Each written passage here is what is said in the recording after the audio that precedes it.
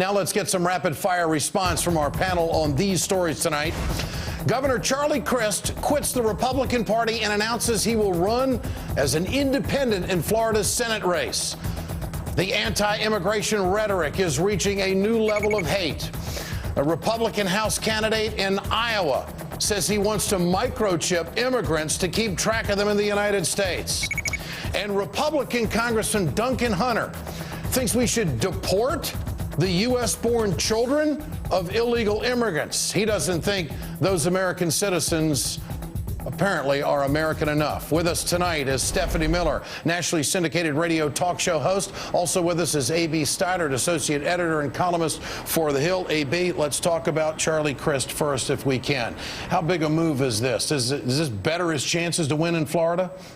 That's really going to depend what happens in a three-way race. He was not going to win that Republican primary. He was more than 20 points behind.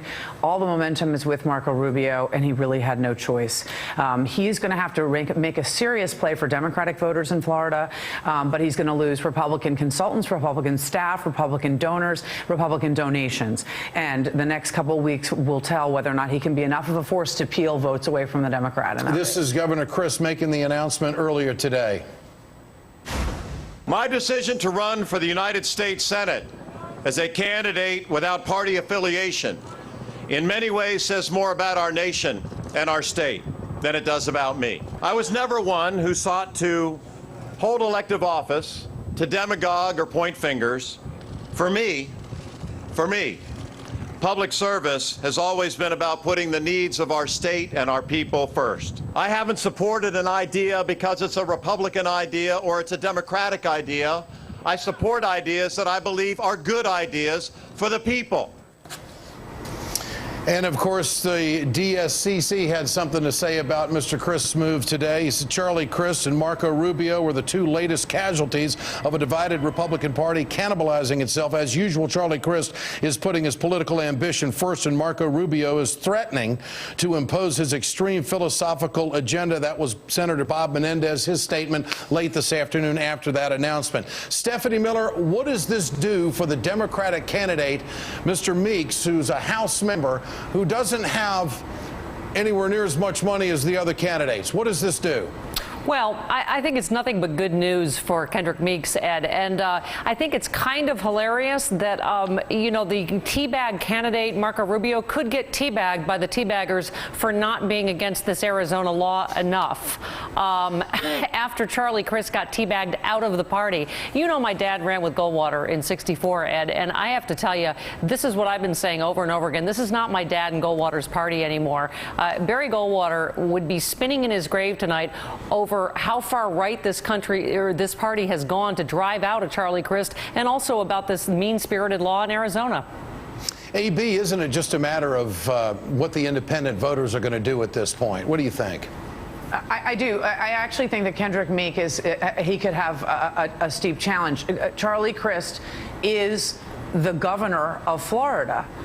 Kendrick Meeks is an unknown congressman. Charlie Crist was once a very popular governor. He now has the teachers' unions loving him after him vetoing this bill that would have tied their promotions and pay to student performance. He has a long-standing relationship with African Americans in Florida. He is a lifelong member of the NAACP, very active in the United Negro College Fund. He has been an independent Republican all along. He has voted with Democrats. He's supported Democratic legislation and initiatives, and he has taken hell for it. I think that there are Democrats in Florida who will prefer him over Kendrick Meeks. I think that it's too early to say that this helps Kendrick Meeks. And on the anti-immigration front, immigration reform, I tell you what, the rhetoric is unbelievable. This comes out of the state of Iowa, and this GOP candidate told the Cedar Rapids Gazette newspaper, his name is Pat Bertroschi, I think we should catch them, we should document them, make sure we know where they are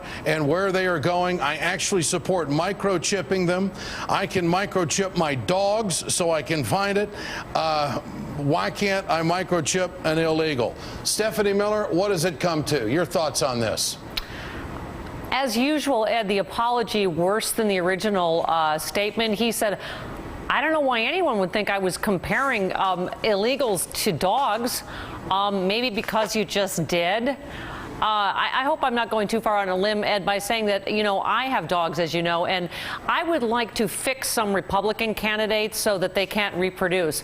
Oh, I'm sorry. I didn't mean to compare my dogs to Republican candidates.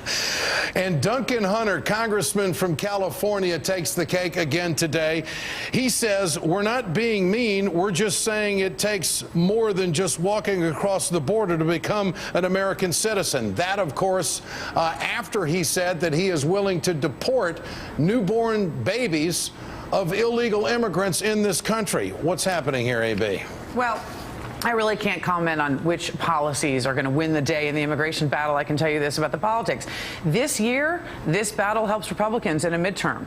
Next year and the year following, it helps Democrats in a presidential election. Why does it help Republicans? Their base is going to turn out this fall. The Democrats, the pro-immigration forces on the Democratic sort of side are very concerned about this being brought up in the Congress, Ed, and failing. They know that that would just delay real reform. They want it to come up when it really stands a chance. And they don't think in the time that they see and all of the polarization in the Congress and all the nervous, moderate, centrist, and conservative Democrats who are tired after the health care vote, they don't see this passing this year, and they don't want a couple of procedural votes just to look good. That's not going to energize them and turn them out this fall. They want real reform. I think it has a better chance in 2011. Stephanie, what about the midterms for the Democrats on immigration reform?